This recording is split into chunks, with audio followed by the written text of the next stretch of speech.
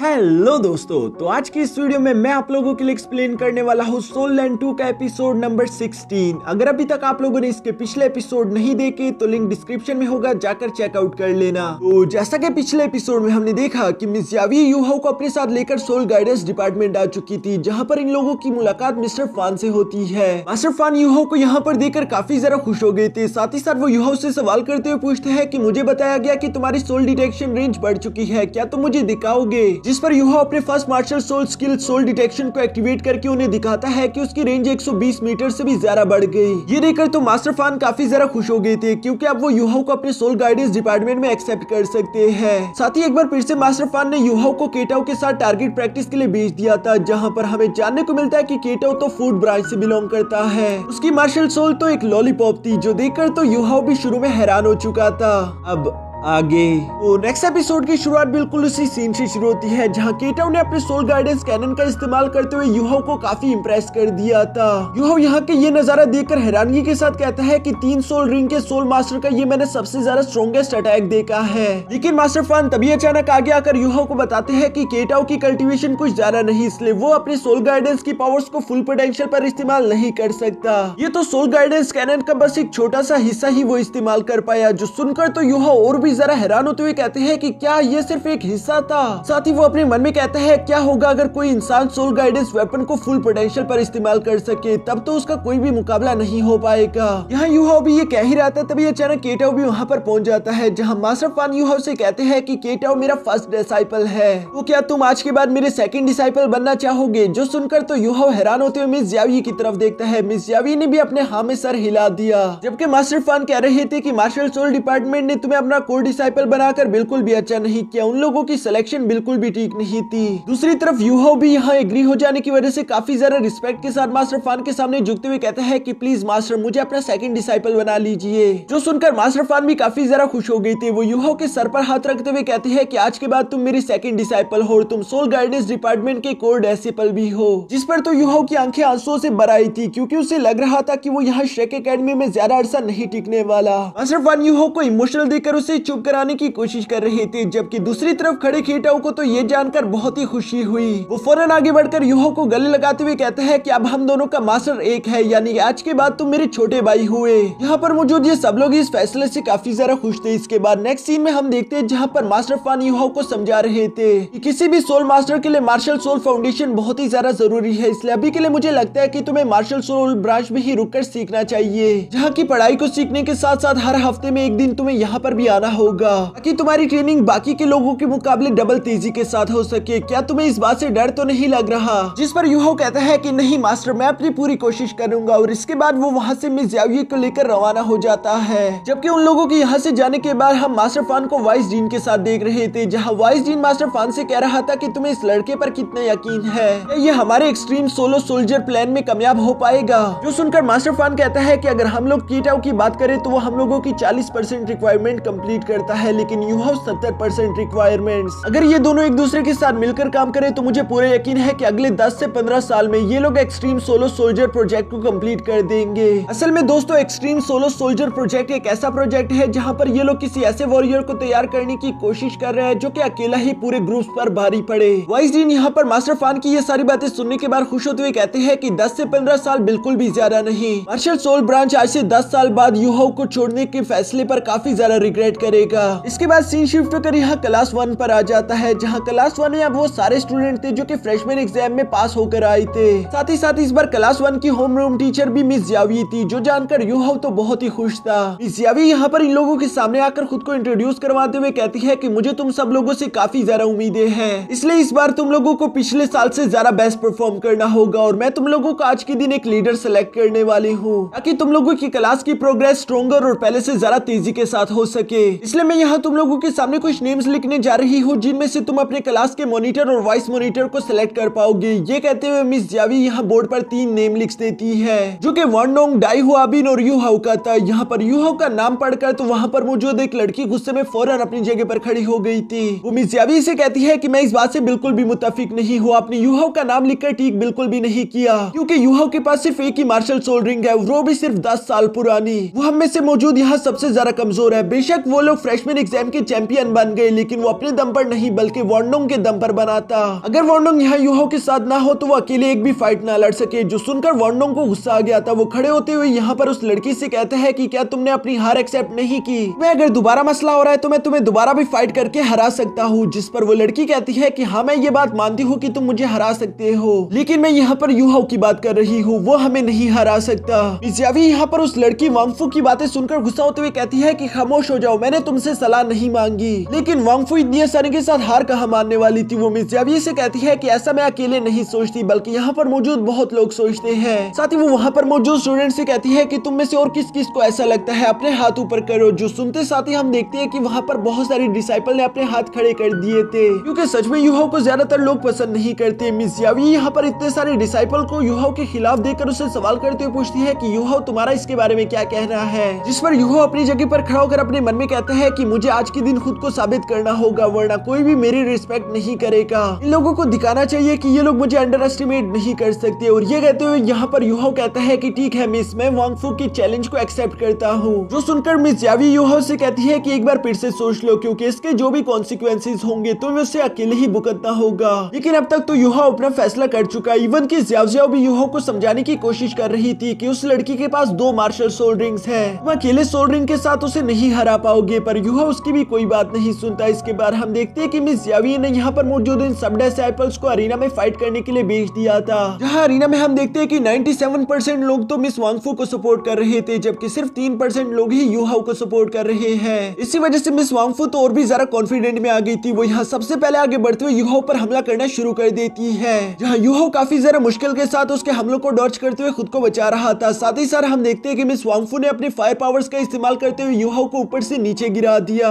ज़्याओ तो ये देखकर यूहाओ के लिए बहुत ही परेशान हो गई थी, लेकिन वॉन्डोंग उससे कहता है कि कोई बात नहीं, यूहाओ पर भरोसा रखो। जबकि साथ ही हम लोग देखते हैं कि मिस वांगफू भी यहाँ नीचे आ गई थी। वो यूहाओ की तरफ देखते हुए कहती है कि तुम्हारे लिए तो मुझे किसी भी मार्शल सोल टेक्निक को एक्टिवेट नहीं करना पड़ेगा, मैं तो सिर्फ अपने हाथों का इस्तेमाल करके ही तुम्हारी हड्डियां तोड़ दूंगी। और ये कहते साथ ही वो अपने फ्लेम पंच का इस्तेमाल करते हुए तेजी के साथ आगे बढ़ते हुए यूहाओ पर हमला करना चाहती थी, जिसे अपनी तरफ आता हुआ देखकर यूहाओ ने भी अपने सोल डायरेक्शन टेक्निक को एक्टिवेट कर लिया था। इसलिए वो यहाँ पर मिस वांगफू के अटैक्स को डॉज करता है। जबकि इस फाइट को बाहर से खड़ी मिस यावी देखकर अपने मन में कहती है कि मिस वांगफू ने कुछ ज्यादा ही यूहाओ को अंडर एस्टिमेट कर लिया। और यहाँ मैदान में भी बिल्कुल ऐसा ही होता है। हम देखते हैं कि यूहाओ ने अपने शैडो डांसिंग टेक्निक का इस्तेमाल करके तेजी से पीछे आते हुए मिस वांगफू के हाथ को पकड़कर उसे साइड पर कर दिया। साथ ही साथ उसने तेजी के साथ अपने ड्रैगन क्लॉ टेक्निक का इस्तेमाल करके उसे जोरों से हिट भी कर दिया था, जिसकी वजह से मिस वांगफू को चोट लग जाती है। ये देखकर तो आसपास के लोग शौक रह गए थे। गाई हुआ बिन हैरान होते हुए कहते हैं कि ये तो वही टेक्निक है जिसका इस्तेमाल करके यूहाओ ने पहले मुझ पर हमला किया था। जबकि मिस ज़्याओ को ये देखकर अपने मन में खुशी हो रही थी। वो कहती है कि वांगफू का ओवर कॉन्फिडेंस उस पर भारी पड़ गया, यूहाओ इसी चीज का फायदा उठा रहा है। जबकि दूसरी तरफ मिस वांगफू को भी यहाँ एक हिट खाने की वजह से बहुत ही गुस्सा आ गया। वो शर्म के मारे गुस्से के साथ अपनी फायर पावर एक्टिवेट करते हुए कहती है कि कमीने इंसान, मैं तुम्हें जान से मार दूंगी। और ये कहती ही मिस वांग ने अपने first martial soul fire of dragon technique को एक्टिवेट कर लिया, जिसके बाद वो तेजी के साथ आगे बढ़ते हुए यूहाओ पर हमला करना शुरू कर देती है।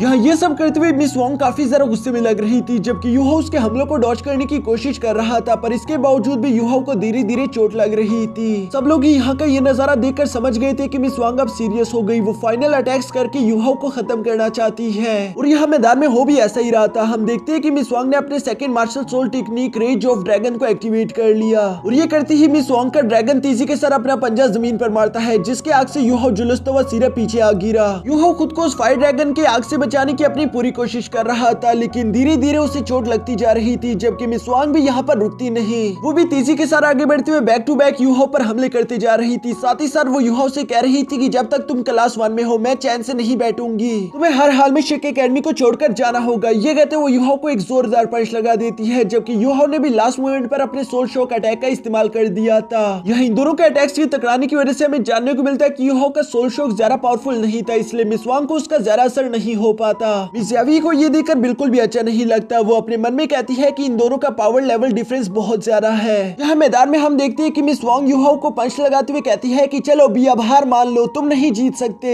लेकिन यूहाओ से रिप्लाई करते हुए कहता है कि अभी तो ये खेल शुरू हुआ है, जिस पर मिस वांग पीछे की तरफ आते हुए उसे देखकर हैरान होते हुए कहती है कि आखिर तुम्हें क्या हो गया। हम देखते हैं कि यूहाओ की बॉडी से अचानक ही ब्लैक कलर की स्पिरिचुअल पावर निकलना शुरू हो गई थी। साथ ही साथ उसकी आंखों का कलर भी चेंज होकर ब्लैक हो गया, जिन आंखों को देखकर मिस वांग तो अचानक ही खौफ में आ चुकी थी। उसे समझ नहीं आ रहा था कि आखिर यहाँ पर ये सब हो क्या रहा है, मैं अपनी जगह से हिल क्यों नहीं पा रही। साथ ही आसपास की जगह में इतनी ज्यादा स्पिरिचुअल पावर फैल जाने की वजह से लोग भी कुछ सही से देख नहीं पा रहे थे। वो लोग हैरान होते हुए कहते हैं कि आखिर मिस वांग अपनी जगह पर रुक क्यों गई, वो आगे बढ़कर अपना आखिरी अटैक करके यूहाओ को हरा क्यों नहीं रही। वो लोग यहाँ पर इसी तरह के सवाल कर रहे थे, लेकिन उन लोगों को क्या मालूम कि मिस वांग के दिल में खौफ बैठ गया, उसकी तो हालत ही खराब हो चुकी है। जियाओ जियाओ यहाँ पर अचानक से अरीना के मौसम को खराब होता हुआ देखकर परेशान होते हुए कहती है कि आखिर ये सब चल क्या रहा है। जबकि मिस जाओ यिन ने भी उस पावर को महसूस कर लिया था। वो कहती है कि ये तो किसी एंशिएंट कोल्ड गॉड की पावर है। क्या ये पावर यूहाओ की बॉडी से आ रही है? ऐसा तो बिल्कुल मुमकिन नहीं। साथ ही धीरे धीरे हम देखते हैं कि यूहाओ का ये ऑरा और भी ज्यादा खौफनाक होता जा रहा था, जो देखकर बाहर बैठी कुछ लड़कियां मिस वांग से कह रही थी कि फौरन वहां से हट जाओ। जबकि वांडंग यूहाओ से कह रहा था कि आगे बढ़कर काउंटर अटैक करो, ये तुम्हारे पास अच्छा मौका है। मिस वांग यहाँ पर इन लोगों की बातें सुन रही थी, लेकिन फिर भी वो अपनी जगह से मूव नहीं कर पा रही। वो डरी हुई आवाज में कहती है कि प्लीज मुझे जाने दो, लेकिन ऐसा लग रहा था जैसे कि यूहाओ का खुद पर अब काबू नहीं रहा। वो अपना हाथ हवा में उठाकर फौरन अपने सोल शॉक टेक्निक को एक्टिवेट कर लेता है, जिसकी पावर इस बार बहुत ही ज्यादा थी। इस अटैक से टकराते साथ ही हम देखते हैं कि मिस वांग के मुंह से खून निकल आया और वो सीधा जमीन पर जाते साथ ही नॉकआउट हो जाती है, जबकि गिरने से पहले उसकी आंखों का रंग भी बदल चुका।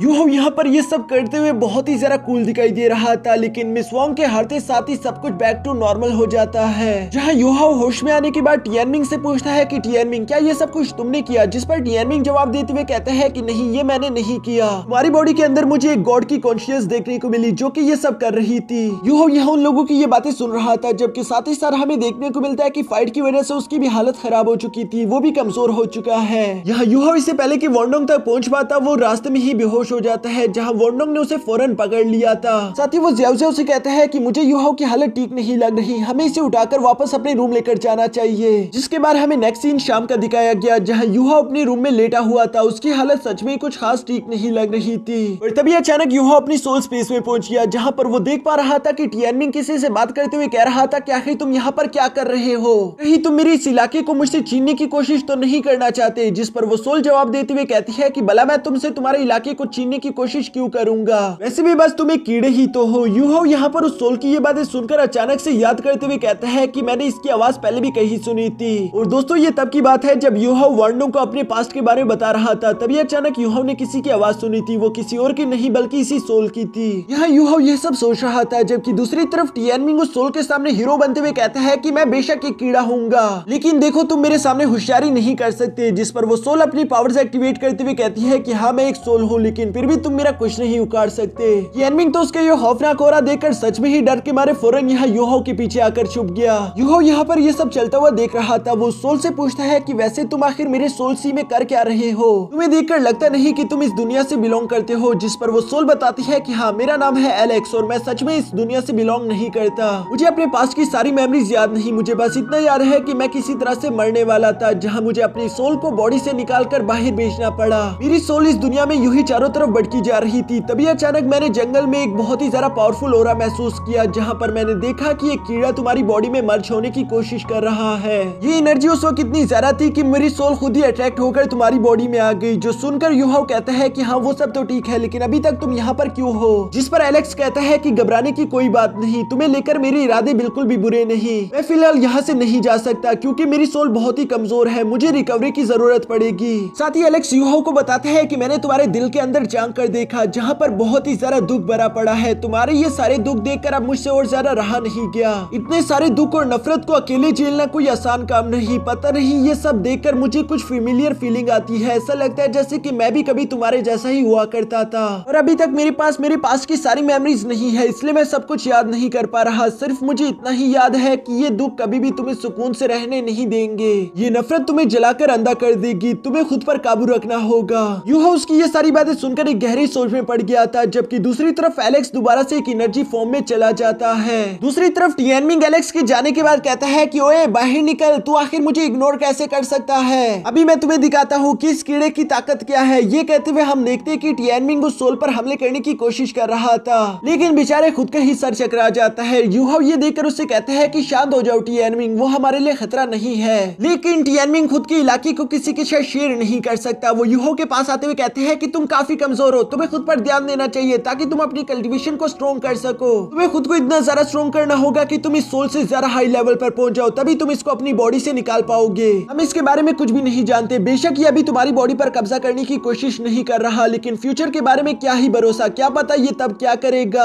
यूहो टियानमिंग की ये सारी बातें सुनकर कहता है कि अच्छा अब ये बताओ कि आखिर मुझे इस आदमी के लेवल तक पहुंचने के लिए कब तक कल्टीवेशन करनी होगी। जो सुनकर टियानमिंग थोड़ा सा एम्बैरेस होते हुए कहता है कि अगर मैं तुम्हारा साथ दूं तो यकीनन तुम 3000 साल में इस आदमी के कल्टीवेशन लेवल तक तो पहुंच ही जाओगे। यूहो बेचारा तो यहाँ पर 3000 साल का सुनकर पहले ही निराश हो चुका था। तभी अचानक टियानमिंग यूहो से कहता है कि ये सब तो बात की बातें हैं, अभी अगर तुम फौरन अपनी नींद से नहीं उठे तो मिस ज़ियावी तुम्हें अपनी क्लास से एक्सपेल कर देगी। जो सुनकर हम देखते हैं कि अचानक यूहो होश में आ गया था। जहाँ यूहो उठते साथ ही देखता है कि वोंडोंग परेशान होता है उसके सामने खड़ा था। वो यूहो को देखकर खुश होते कहता है कि अच्छा हुआ कि तुम अब ठीक हो, तुम पूरी रात होश में नहीं आए थे, मुझे तुम्हारी काफी जरा फिक्र हो रही थी। अब क्लास का टाइम हो चुका है, चलो हमें क्लास पहुंचना चाहिए। इनके ये कहने के बाद नेक्स्ट सीन हमें क्लास का ही दिखाया जाता है, जहाँ पर सारे डिसाइपल और इवन की मिस ज़ियावी भी पहुंच चुकी थी। मिस ज़ियावी अपने डिसिपल्स के सामने कहती है कि कल का दिन तो हम लोगों का बर्बाद हो गया, सिर्फ इसलिए क्योंकि किसी ने मेरे डिसीजन के खिलाफ फैसला किया, और अब तो यूहो ने खुद को साबित कर दिया है, इसलिए मैं वोंडोंग को अपने क्लास का मॉनिटर बना रही हूँ, जबकि हमारा वॉइस मॉनिटर होगा यूहो। यूहो का ये नाम सुनते साथ ही वहाँ पर मौजूद डाई हुआबिन और कुछ और नमूने दोबारा खड़े हो गए थे। वो कहते हैं कि हम इस फैसले से बिल्कुल भी एग्री नहीं करते।